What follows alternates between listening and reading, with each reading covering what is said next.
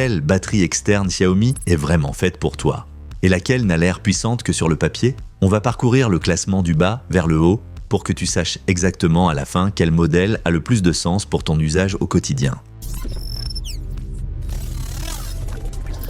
À la dernière place, on retrouve la batterie externe magnétique ultra fine. Et ce n'est pas du tout une critique gratuite, parce qu'elle n'a jamais eu pour ambition d'être la plus puissante du lot. C'est plutôt la solution d'appoint élégante à emporter partout, le genre de modèle qu'on oublie presque tellement il est fin et léger. Son grand point fort, c'est clairement le confort d'utilisation. On la fixe magnétiquement au smartphone, on recharge un peu, puis on repart. Si tu cherches quelque chose qui passe presque inaperçu dans une poche de veste, un petit sac ou même dans un équipement du quotidien très minimaliste, elle s'en sort vraiment bien. Et en plus, pour un modèle aussi plat, 22,5 watts par câble, c'est tout à fait correct. Face au modèle plus imposant de ce comparatif, elle ressemble davantage à un sprinter léger qu'à un vrai coureur de fond. Le vrai point faible, c'est la capacité réellement utilisable.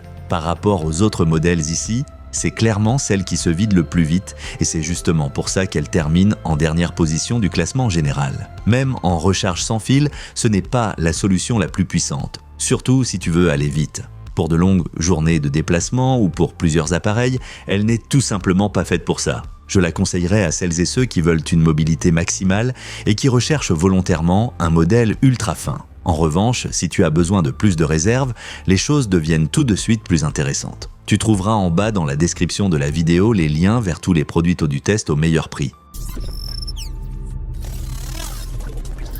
À la 4e place, on a la batterie externe 33 watts avec câble intégré. Pour moi, on est déjà beaucoup plus sur le modèle classique du quotidien, le genre de batterie qu'on glisse dans son sac et qu'on utilise sans trop y penser. Pourquoi est-elle devant le modèle ultra fin? C'est simple, plus de réserve, plus de souplesse et une meilleure vraie utilité au quotidien.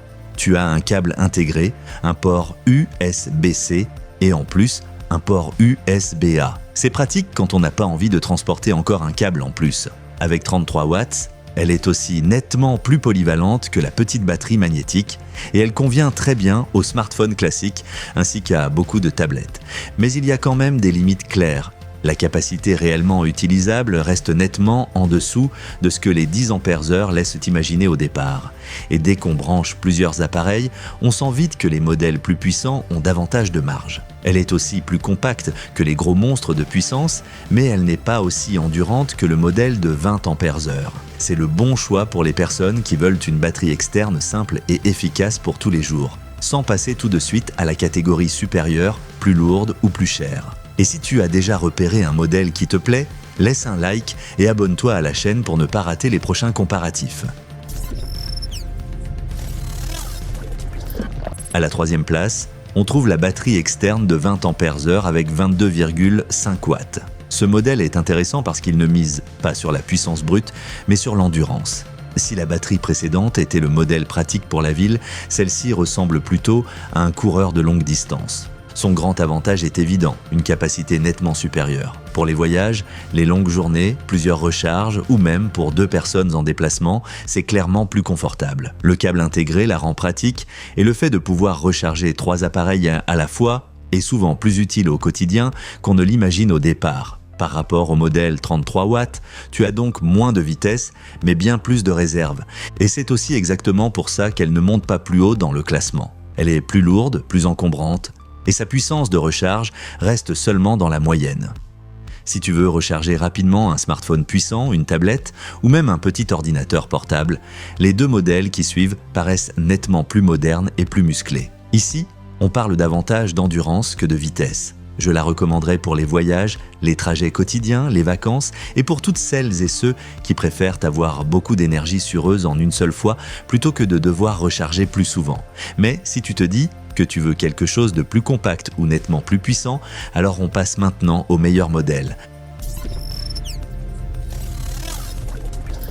À la 2e place arrive la batterie externe 165 watts. Et elle est vraiment intéressante parce qu'elle montre qu'une batterie externe n'a pas besoin d'être énorme pour envoyer du lourd. Dans ce classement, elle est presque tout en haut parce qu'elle concentre beaucoup de puissance dans un format relativement compact. Au quotidien, c'est un modèle pensé pour les gens qui veulent plus qu'une simple recharge de smartphone. Elle est clairement plus adaptée aux appareils plus exigeants et c'est précisément là qu'elle dépasse la batterie de 20 Ampères. Oui, elle a moins de capacité, mais elle recharge beaucoup plus vite et donne une impression plus moderne et plus polyvalente. Le câble USB-C intégré est particulièrement pratique ici, parce qu'on peut commencer tout de suite sans rien chercher. Alors pourquoi pas la première place? À cause de l'endurance et de la variété des connexions.